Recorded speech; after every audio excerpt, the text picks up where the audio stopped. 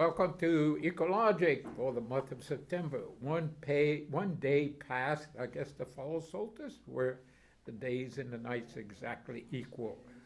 We're moving into fall and wintertime, so where the days will get less and the nights will get longer. I guess eventually we come up to daylight saving time change probably next month. So, and we have with us tonight Harold Taylor, who is with the St. Martin Parish Council. St. Landry, excuse me, St. Landry Parish Council, and has worked with a lot of other parishes to deal with the flood of '16, later floods, Barry, and so forth, and how we can manage water better. And I think he's very aware of the fact that managing water involves dealing with other parishes. There's no one parish can resolve the problems we have in a flood like '16, but if the parishes pull together, work together, and it starts all the way up in Rapides, we have an opportunity to make a major difference. And it doesn't make a lot of change. It doesn't take a lot of change to make that difference. I guess the primary example was the flood of '16 from Rapides down to Vermilion, according to FEMA. And these were homes that FEMA contributed revenue to. It was 10,400 and something homes that flooded in '16. The most important part of that is 73% had less than a foot.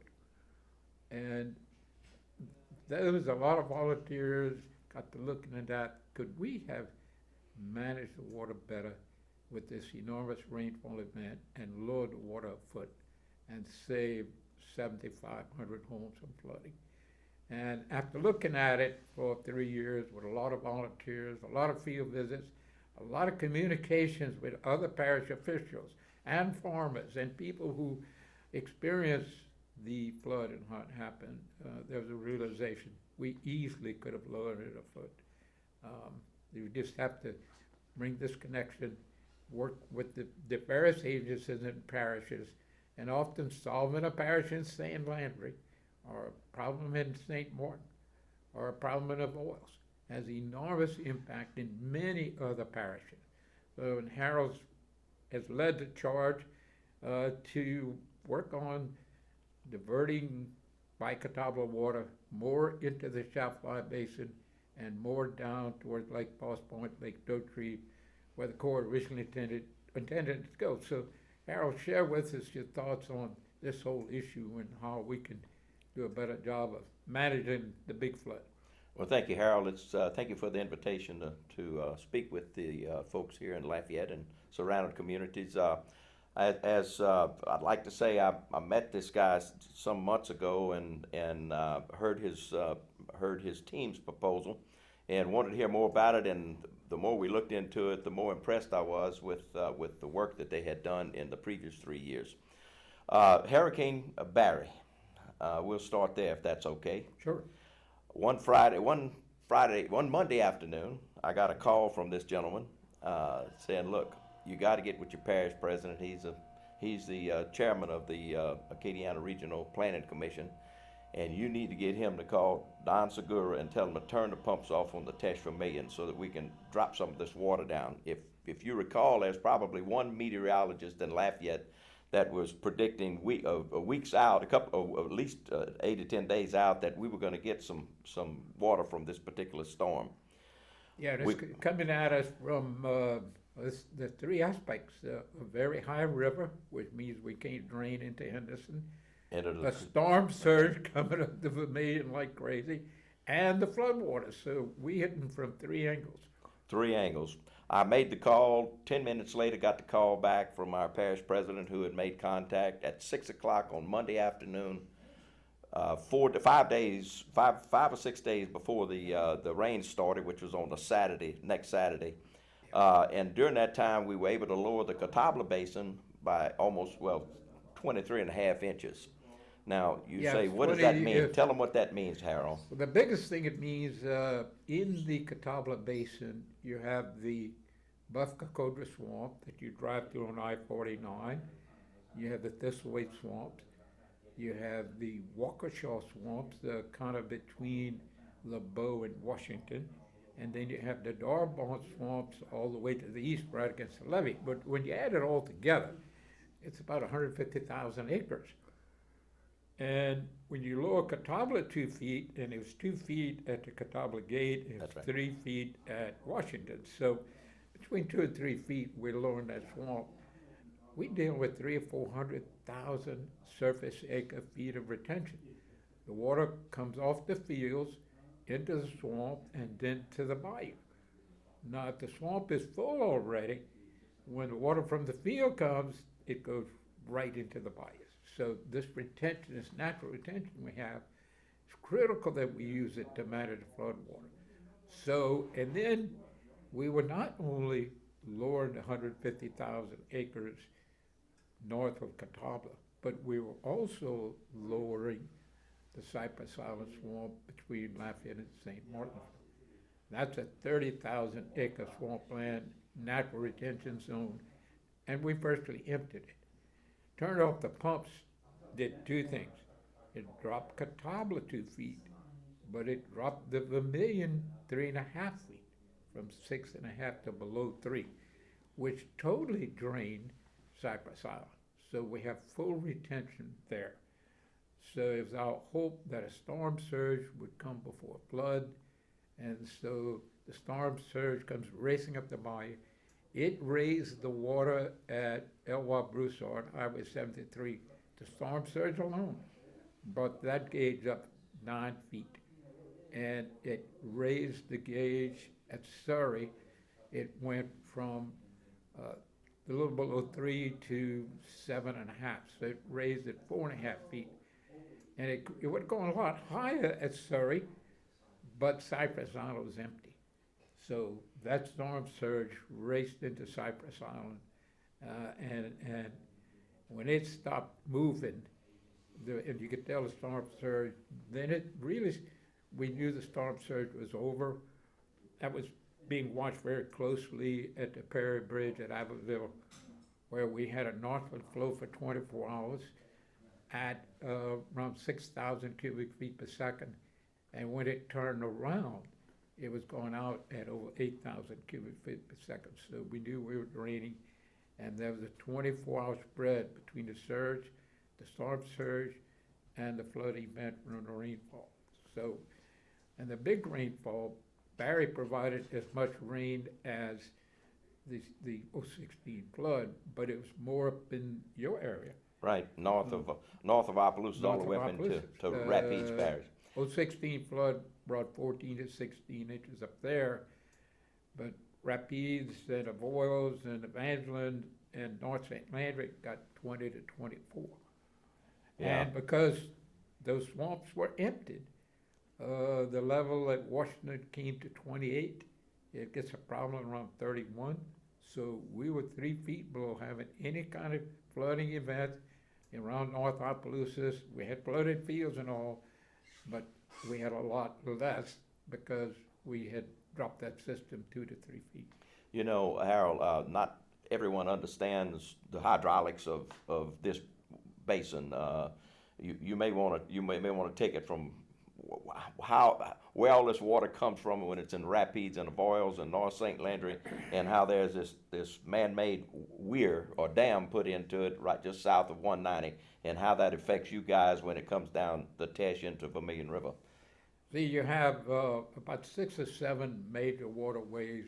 You have if you start by Coron, which drains eastern Evangeline Parish and parts of St. Landry. Lake Chico drains through Bicaron. That comes into Catawba. Then Buff and Cocodra come together right and form Catawba, just near Washington. And Cocodra drains the entire west side, way up almost to Boyce. And then Buff drains Alexandria and Rapides Parish. And historically, it got a lot more water, because in the middle 80s, the Bennett Johnson Reservoir was built on the Red River. And there was 5 dams that were built, and each dam is called a pool. Pool 1 is close to the old river structure that raised the water 10 feet. Pool 2, which included Alexandria, raised it another 10 feet. So that 20 feet higher level in the Red River blocked virtually all the flow of Rapides water into the Red River. So now it all has to come down Bayou Buff, and then that's about a third goes down Bayou Buff, and Bayou Buff is a small waterway, very important, but it's small. It's got a bunch of dams on it. It's another problem. But the other 2/3 goes almost straight east into Lake Pearl. And Lake Pearl totally drains in the Bayou de Lac, which goes into Bayou Rouge at Cottonport and forms Bayou de Glace. And Bayou de Glace is a very large waterway that used to drain into the Chaffelay River at Simsport until that started in 1935, and they built a canal to help drain it in 1939. That canal goes into Bayou Catawba on the east side. So the water from Rapides went through a gate that was in a levee, and they had problems with it in the 73 flood, so this closed it. And so now all that water from the entire Rapides parish and about 2/3 of Rapides and all of Avoyles, watershed is 274 square miles, has to drain into Bayou Catawba. And the important part of that is those numbers don't mean a lot to you. Kind of visualize how big that is. All of Lafayette Parish is 251 square miles. So you think an area much larger than Lafayette Parish. Now, because of changes in the system, failure of a gate, which should have been fixed. Now, it's kind of interesting, Bayou de Glace, that gate, the bayou is 33 miles from the gate to the Chaffelay River. And it's been closed for 47 years.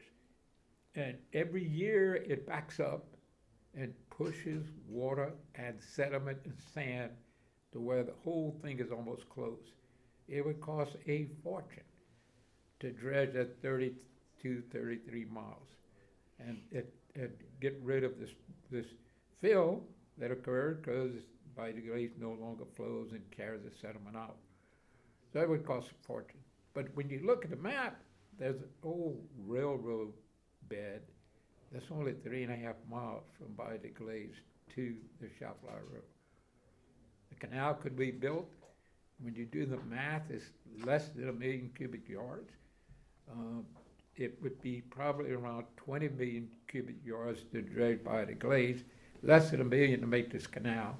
Put the spoil on the existing railroad bed so you minimize wetlands destruction and get a permit easier. And anyway, so you solve this problem for Rapides and Avoyles, but you also solve the problem for St. Landry, St. Martin, Lafayette, Vermilion, down the list, Iberia, all those impacted by this task that the Corps has placed on our two little waterways, the Tetra and Vermilion, to carry the flood for this humongous watershed area. So we are convinced that, with a little bit of effort and public attention to the need, and the public attention, Harold kind of, is an example of how important it is to see across the parish lines. Now, Harold I'll let Harold share with us the need to put a gate where Bayou Catawba now its only exit is 2 big dams that overflows, and there's no control of that. And when that happens, this Katy border door is all coming to pass at Henderson. It floods that whole area because there's absolutely no control. Or it goes into Henderson, which can't happen if Henderson is full as it was back in July during the flood. So Harold, share with us your thoughts of how we can help Avoyles and Rapides, and it probably have an impact, certainly an impact on Evangeline Parish, North St. Landry, and absolutely St. Martin and Lafayette. Okay, well, north of these 2 500-foot weirs and 5 gates that'll deliver about 150 cubic feet per second into the west of Chaffelay Basin, we have a third piece to this thing that we have to deal with, and that is the test per million freshwater district. But before we get into the details, it's hard to imagine that this 1 million acres of watershed stretching from Boyce along the Red River levee south of the south levee of Red River levee all the way to the Chaffalaya, down the Chaffalaya levee into the Bayou de Glace diversion canal, which goes into Bayou Catawba just south of 190, and on the west side of it, an imaginary line of I-49 that starts in Alexandria and comes down to Washington, and from Washington, which is Bayou Catawba, to this two weirs that are set at 17 and a half feet. And the test for million to help the freshwater intrusion problem down Tesh and Vermilion, we keep it full. Yeah. So what we have to understand is that at that weir set at 17 and a half feet, you're seeing water, and if you look on the other side of it, there's a 17 and a half foot drop. Oh, well, actually, it's a 16-foot drop because there's about a foot. The elevation is about a foot and a half there. So the problem is that we got to get this water out ahead of these inundating rains that we're getting, which is what happened with Barry. And had this guy not pushed the button to get the water dropped 2 feet, folks in Lafayette would have probably had another foot of water in their homes. Absolutely, no question about that. They were predicting 15 and a half to 16. We'd have gotten that. There's no question we were. So what we're trying to do, Harold, is there was a study done by the Corps in the late 40s, and it was authorized to put in a control gate into in the levee that separates the Bayou Army from Bayou Catawba, and we would preeminently lower the Catawba Basin if we had rains that we were expecting. And understand through the work of Harold and his group, they have worked with the National Weather Service to get an accurate prediction within a 90% accuracy within 3 days. So the whole project has to be based around we've got to lower this basin, this Catawba Basin, within 3 days to a level that we can hold back. We can hold water that would ordinarily come down running over the weirs and flooding everything south of us. Yeah, and the what you put by Army is essentially Lake Falls Point, Lake Note Reef system. It is an enormous system. It's 250,000 acres of wetlands, open lake, and swamps. Probably 2/3 swamps, kind of like Cypress Island is only about 1% open lake. All the rest of it is just open swamp, and Cypress Tupelo swamp. And so the idea is to deal with this 150,000 acres of natural retention. And if you look at the history, those areas are about 10, 11, 12-foot elevation. So to drop them to 12-foot elevation would be 5 feet of drop. We couldn't probably do that with the Tesh alone, and the gates into Henderson not large enough to do it, and we don't have that kind of fall.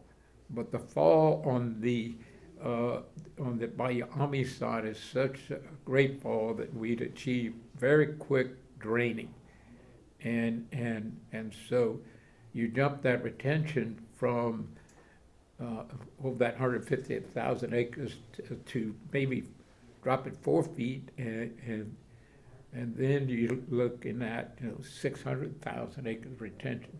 When you look at the numbers, the flood of 2016, the entire flood was 1.1 million surface acre feet. And we know that from the data at the Railroad Bridge at Baldwin and the Surrey Bridge at Lafayette. All the water in that flood has to go by those 2 points. And the Corps and the Weather Service and USGS, all those guys know that.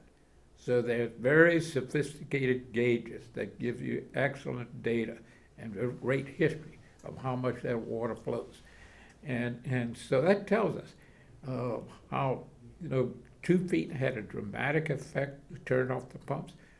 But if we had turned off the pumps and we had a gate that we could have opened, we'd have dropped it 4 feet. And then Lafayette water, instead of being 12.5, would have been maybe at 10. And then you'd have flooded hardly no fields.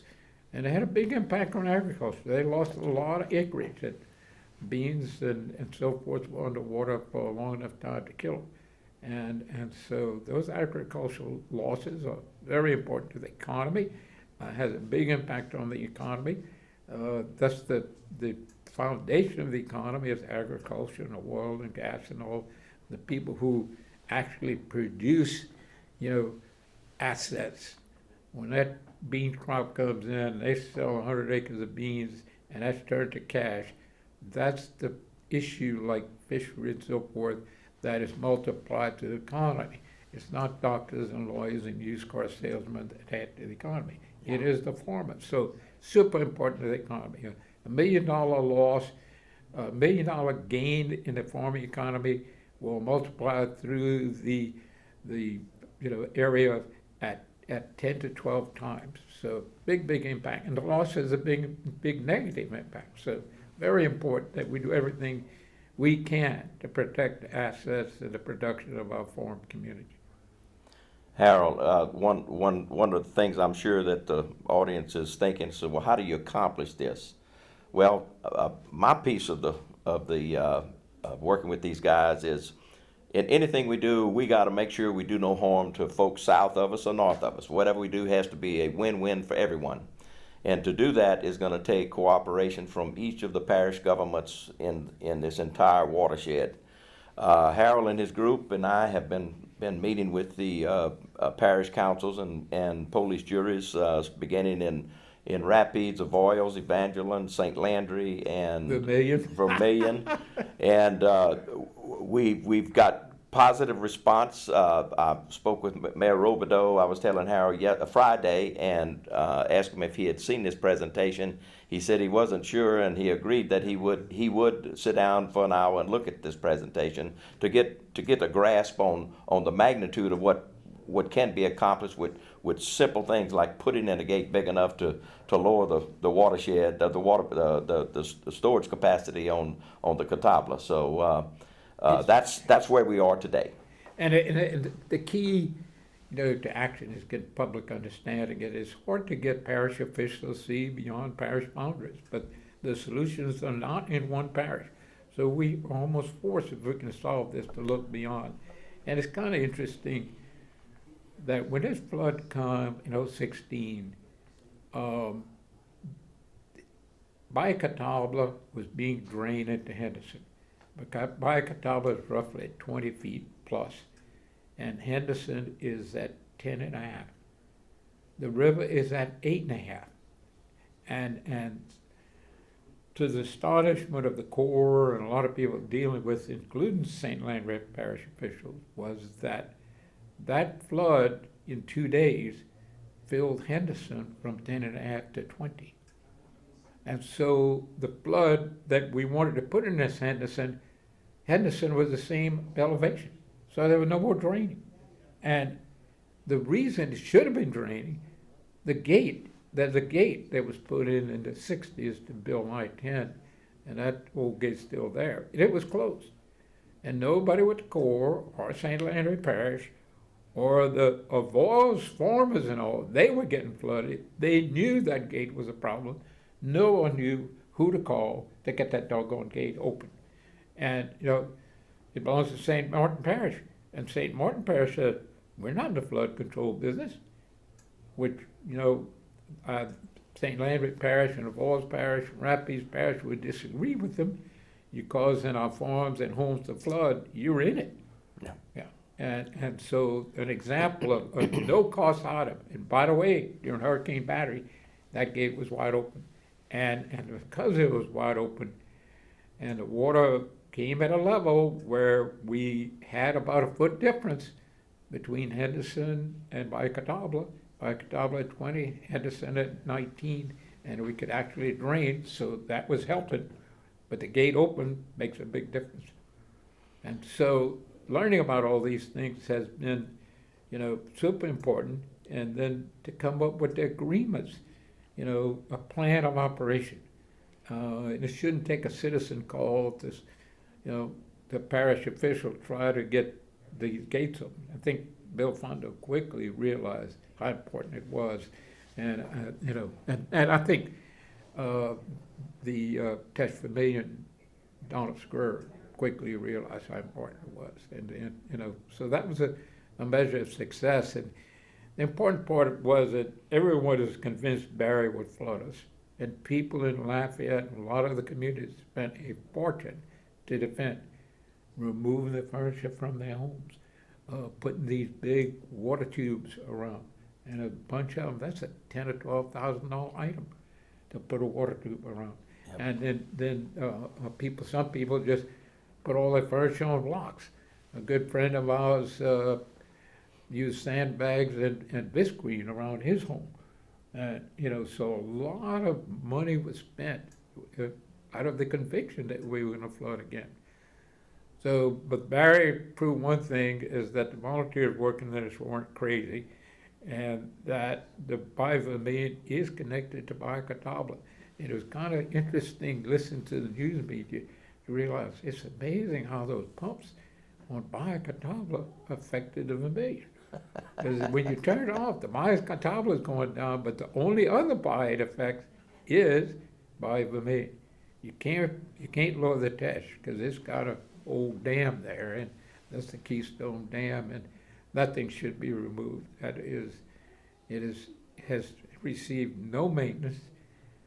I would say properly maintained, that lock would probably cost close to $1 million a year to maintain easily, and America didn't have the money to spend on that thing. I looked up all the records. It's kind of interesting.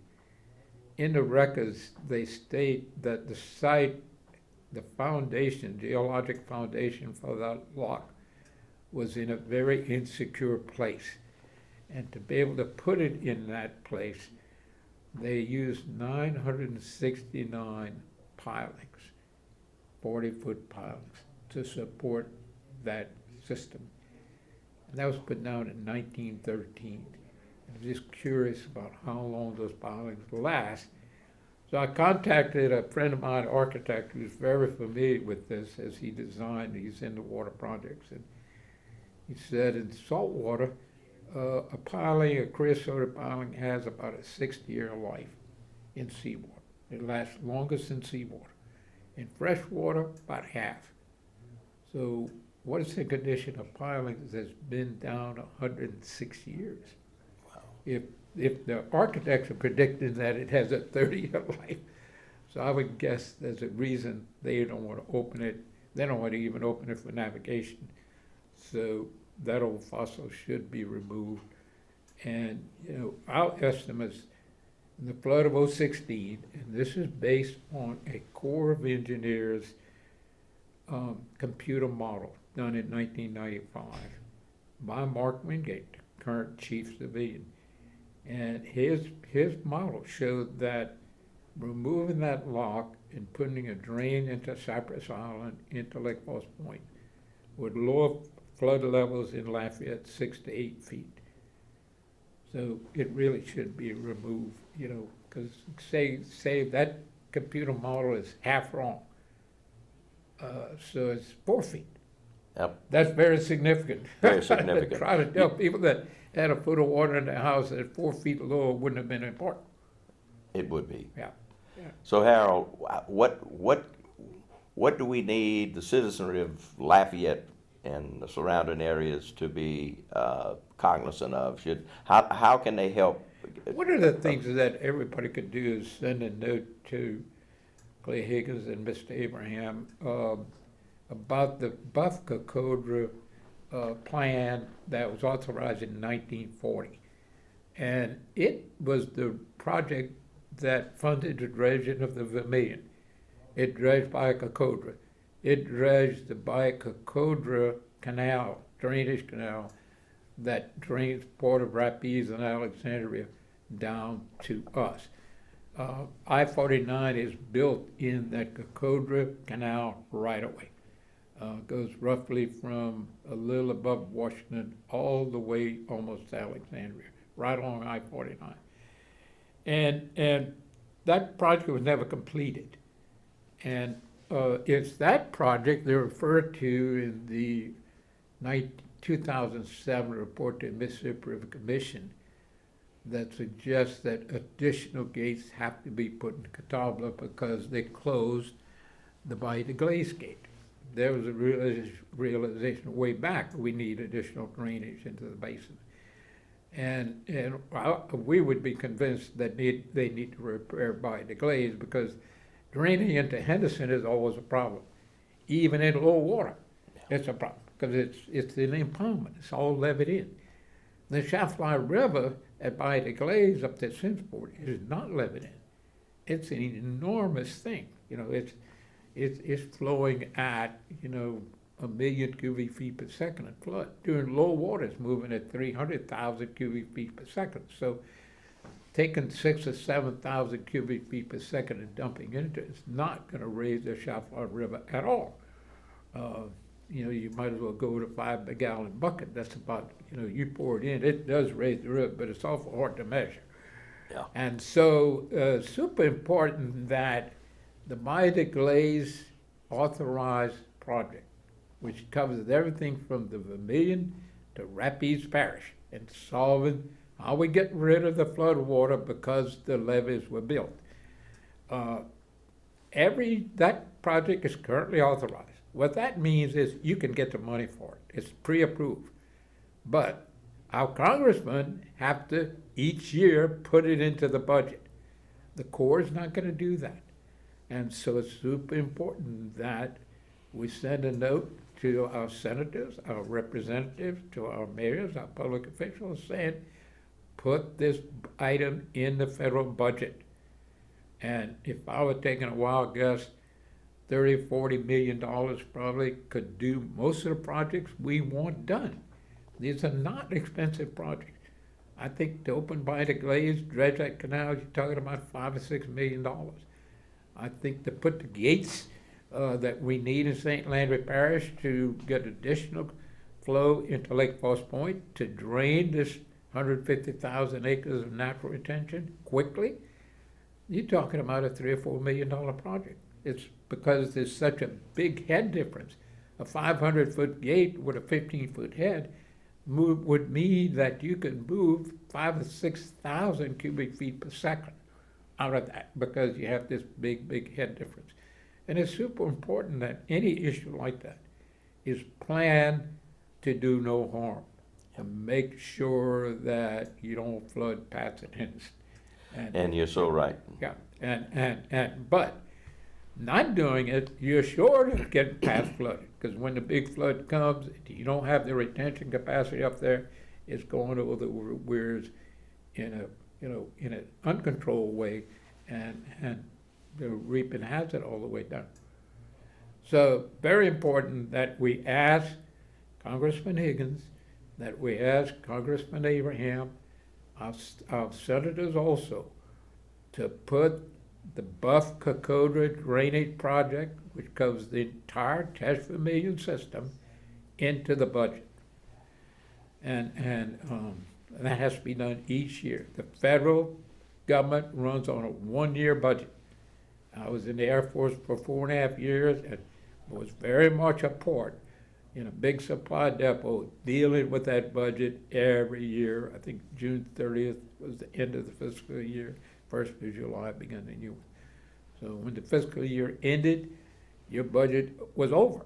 And then you were putting in the budget items to move forward. So it has to be done every year. And our congressmen are the only ones that can do it. But they'll do it when they have a shove and a push from you and I and our elected officials. So then maybe with that, I want to talk a little bit about something that has been done by the federal government. Has put $1.2 billion into plans to deal with the flood of 2016 and reducing the impact and reducing the possibility of that happening again. So Harold's been very much a part, helping to organize the Region 5, which includes Tesh Vermilion, all our parishes, but also includes the area of the Mermentau Basin and even beyond. So Harold, share with us what's happening with that. The Mermentau and the Teche Vermilion Cotabla watershed is the state. The governor set up a commission. It's called the Louisiana Watershed Initiative, and they divided up the state into 8 regions. We in Region 5, which is the Cotabla, Teche Vermilion, Mermentau watershed. There's 16 parishes that compose the this particular basin, and we're in the process of meeting with the various folks that have, particularly the parish governments and these 16 parish governments, to get them on board to come up with a comprehensive plan to use this money to mitigate flooding in this region and the other regions. You may want to tell them about the priorities of the parishes that have priority on this money.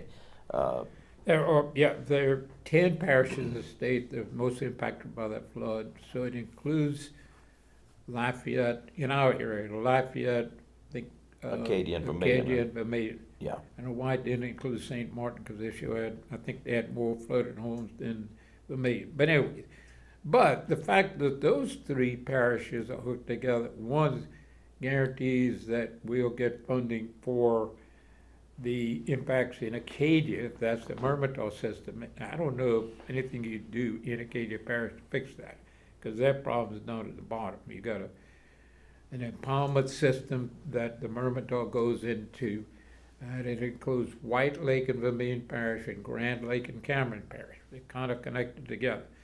White Lake is the 3rd largest lake in the state. It's around 60,000 acres. So it covers everything from Lake Charles to Abbeville, kind of, and Pecan Island. All that region is in this impoundment that's designed to keep fresh water in and salt water out. And that's exactly what it does, including the flood. So when the flood comes, there's no way to drain the system. The gates are so small that evaporation takes out 3 times more than the gates. The gates are designed to pass tugboats and barges and drilling rigs and whatever. And so the increased capacity. Then we poorly designed the roads across the marsh. They became levees and dams. So when the flood comes, historically it went over the marsh to the Gulf. The marsh is at sea level, so when the water's at flood at 4 or 5 feet above sea level, most of it's going to leave the area across the marsh. So, but now the road's in the way. And so Cameron Parish is well aware that the road is a major problem and we should put bridges into it. And, you know, when you talk about, well, that's costly. We, in Vermilion Parish, just completed a project that's 307 acres that cost $38 million. I can assure the officials of Cameron, Vermilion, and Acadia, and Jeff Davis that 2 bridges would probably cost half of that amount and have a lot more impact, because you could design these bridges where the flood would go into the enormous lakes that have formed with marshland interior loss breakup. Just east of Pecan Island, you have an 8,000 acre lake. You could put a bridge through the road between Fork Island and Pecan Island and target that flood flow right into that marshland loss and let nature recover it. And so, and the same with Rockefeller and the reserve. They lose in land like crazy all below the island and below the road. So openings in that would focus flow into those marshland loss zones, and hopefully the biggest amount of sediment is coming near the flood. And you'd be dealing with flood and marshland restoration. That's why I think these should be QIPRA projects, coastal restoration projects, rather than, although they could be dual funded easily, but that's part of the solution, put larger gates where the locks are. So those are some of the solutions out there. And the Mermentau Basin is think about 5 parishes, and it includes Lafayette and Vermilion. Half of Vermilion is in Mermentau. Over half of the acreage in Lafayette Parish is in the Mermentau Basin. You on the air? Can we help you? Yes. How fascinating to know that all this can be fixed without billions and billions of dollars. What do we do to make sure that we all work together and that this gets accomplished? You know, when we all start worrying about our own little backyards, we're in big trouble. You know, all of our parishes need to come together to make this happen. And you're actually absolutely right. And, you know, we in Lafayette, St. Landry need to be helping Cameron and Vermilion and Jeff Davis. And they should be helping us. And if we all pull together, you know, there's 16 parishes in this watershed program. And if we pull together 16 parishes and we have consensus and agreement what needs and should be done, there's no one in politics can ignore 16 parishes. The Corps can't ignore 16 parishes. And so I think this watershed program is super important. There's some attention being focused on Acadiana planning as being the fiscal authority. And the fiscal authority means that just the money will be handled through them, and some of the requests they'll be handling for them. But the important thing is that those 16 parishes in the driver's seat, and those parishes need to be pulled together in a meeting where we get a agreement and consensus about what needs to be done in the system. And okay, so you know, there's a group of you, Harold, that are working together on the project with the Bay de Glaze, the Catawba, the Keystone Locks, the Lake Falls Point, you know, but our Lafayette Parish hasn't bought into this fully, and so, I mean, aren't they just busy doing gauges and maybe some detention ponds, which is not the thing that's going to settle the whole region? What do we do to get everybody on board to what y'all have been studying for the last 3 years? May I take that? yes, sure, absolutely. You need to contact your city council person or persons and says, look, you need to sit down with this group of volunteers and hear what they have to say. And then once you hear what they have to say, you can make your own decisions. But they need to hear it and they need to see it. And until you see the Catawba control structure, how it affects Lafayette and Vermilion Parish, you're not going to know how it really works, because you're going to be astounded at what you see. Am I about right on that? You're absolutely right. And I think, you know, Miss Nanette Cook, she's the only one that went on this field trip. And she was kind of shocked. We got to the weirs, and the water's pouring 2 feet over the weirs, and the ground is shaking, and it's roaring like Niagara Falls. And she was afraid to get out of the car. But there's a sudden realization, this is an enormous issue to deal with. Yeah. You drained 1 million acres of watershed through a couple of little bitty inadequate openings. And so I think that's one of the reasons she's so aggressive in dealing with dredging the Vermilion. The Vermilion has lost 90% of its ability to carry the flood. It's a problem for St. Landry. It's a problem for Avoyelles, Rapides, Evangeline. It only drains through 2 places, the Teche and the Vermilion. And the Vermilion is filled up, and the Teche has a dam on it. And so both of these issues need to be dealt with. We don't have a dam on the Vermilion, but it's about the same thing. It should be 11 feet deep, and it's a foot deep. There's a 10-foot dam out there. And that's the same thing, that's at the Teche, it's a 10-foot dam. But the 10-foot dam, nature built it in the Vermilion. And it's kind of neglect, you know. Waters do fill in, and where current slows down, sediment drops out, and, you know, it doesn't happen a year, but it happens. The Vermilion dredged in 1950. That's almost 70 years ago. Things change, and it should be monitored and maintained. We not only have to dredge it, but we should check it every year. as we should be checking Bayou Buff and Bayou Waukesha and Bayou Kokodra. We went and measured the flow rate there, and it's kind of interesting just with a field trip. Bayou Kokodra is moving at 4 feet per second. Bayou Waukesha is moving at 3 feet per second. And Bayou Buff, all these things is moving at less than a foot a second. So something's wrong with that. That means that we need to, there are shallow spots, or there's trees, or there's dams that's reducing, just like the Vermilion, reducing the ability to drain the flood and keep the farmers from losing their crops. So, okay, Mr. Trahan,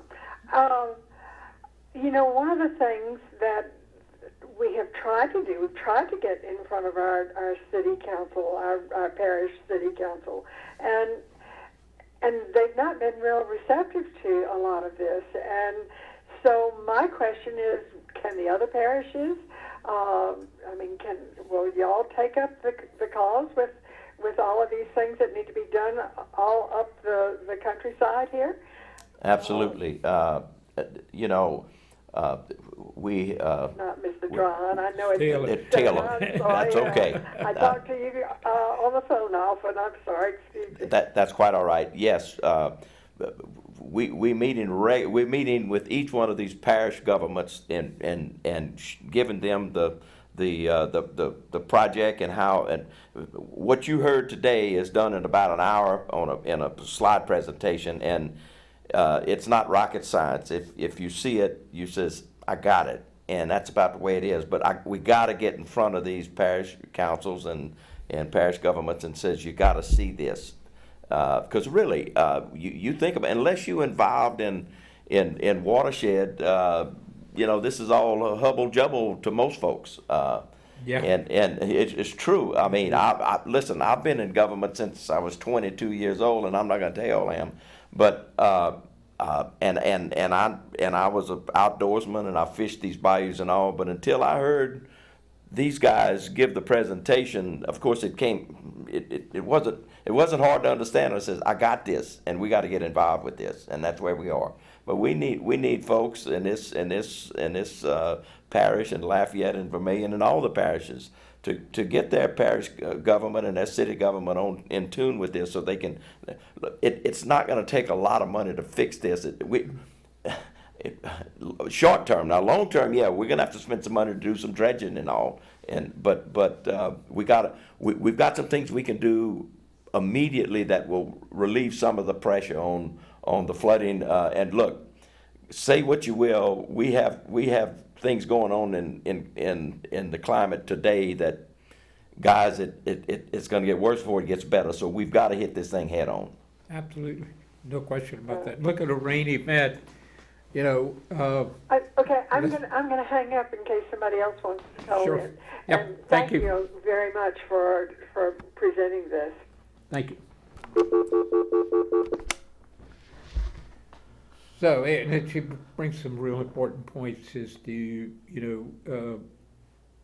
put a little push on our public officials and, move right along, make things happen. Because it's not, most of the solutions here are not big money items. You look, 2 bridges, if you made a half a mile of bridge on the Pecan Island Road, you're talking about probably half the cost of fixing 300 acres of marsh, which probably is not gonna last. It probably, I would imagine the lakes they filled up, those 307 acres, they'll be full of water 2 years from now. And, so, wow, what a horrendous waste. And, but what we're offering will have positive impacts for fisheries. It's important for marsh restoration, for, look at, if you took the Keystone Lockout. I was in a meeting in, I think it was Orneville, yes, about the folks trying to restore the Teche and bring it back.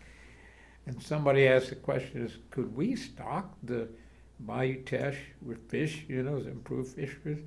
And my immediate response is just open the lock.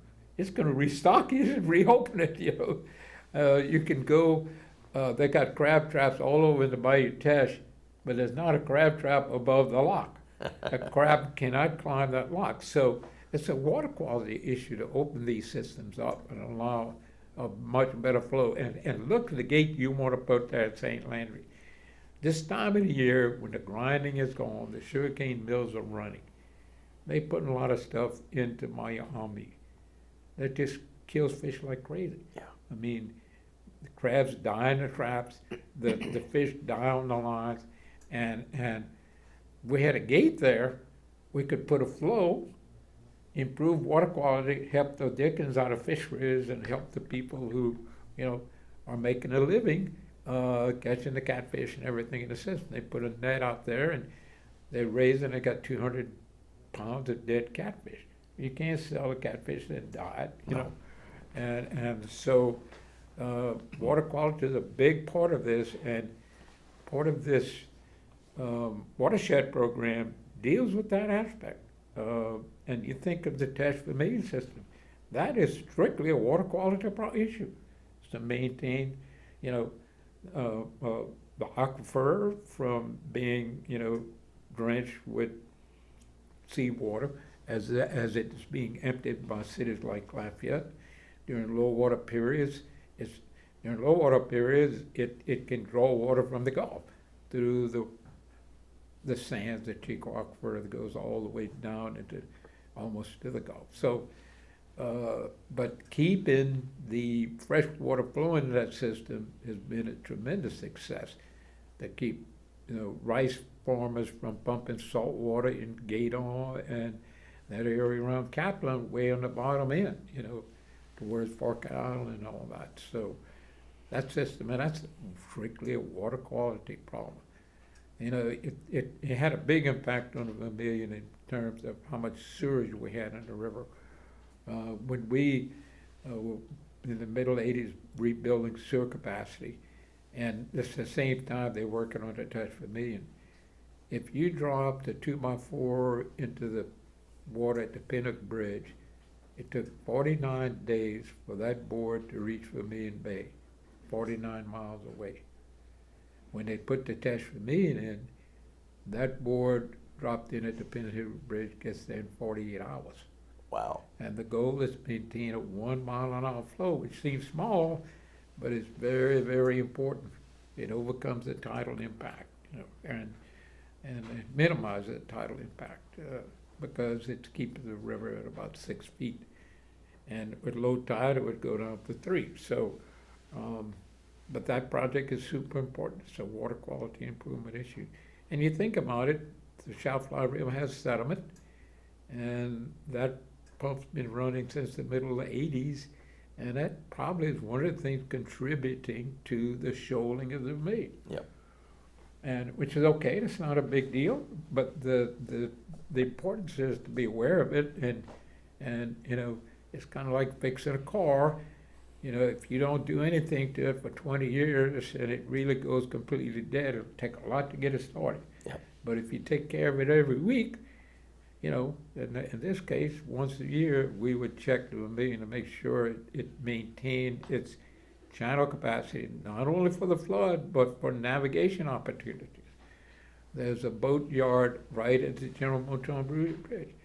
And the guy that runs that boat yard said, I would love to be able to do maintenance work on some of the big boats around Intercoastal and Samoa Point and so forth, but I can't get them up. I could get them up during a flood, but they may be stuck there. Yeah. And so that navigation is very, very important for economic opportunity. I think when you look at what we're spending on the Shallfly River, or we're spending on the Mississippi, on the Calcasieu, that's strictly navigation. We spent 800 million dredging the Mississippi this year. Right at 60 million dredging the Shallfly River between Morgan City and the Bay. And we still have major problems, even though we were dredging. This flood brought an enormous amount of sediment into that Shallfly Basin. It's staggering. And I took a trip on the river at the low water inspection, and it was really amazing. All the banks virtually from Old River to Baton Rouge had new deposition on it. It's really obvious how much didn't have an impact, that flood, with the flood water for 10 months, so. Anyway, we're getting kind of to the tail end, and thank you, Harold, so much for sharing with us your contribution to this effort. And I think the most important thing you've done is pull other parishes together. You know, and we've been to Evangeline, Vermilion, Foils, Rapides, and certainly your own parish has kind of led the way with the original resolution, Yeah. that y'all first passed and drafted and very wisely, well put together, which politicians have, so. So with that, thank you again, Harold, for being here. Thank you for allowing me to share it with you. Looking forward to working with you and getting some things done, and, all right, thank you, sir. Thank you.